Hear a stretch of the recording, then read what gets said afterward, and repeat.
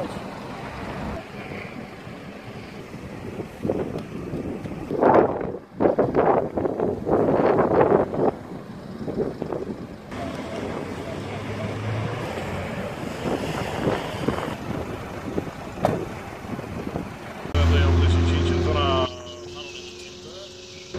A sosit echipajul de descarcerare în autoturism Dacia Logan două victime. S-a acționat pentru descarcerea acestora și predarea către echipajul să-și prezintă la față.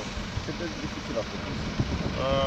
A fost destul de dificilă datorită poziției în care se află autoturismul, partea frontală în apă, instabilă, trebuie să o stabilizăm până la începerea operației de descarcerare. Este o mașină, nu știu dacă este la test acolo, este o zonă măștinoasă, destul de dificil de funcționat. Celelalte două victime în ce stare erau? Nu pot să vă dau aceste date, vorbiți cu la staj, noi am acționat doar pentru descarcerea a două.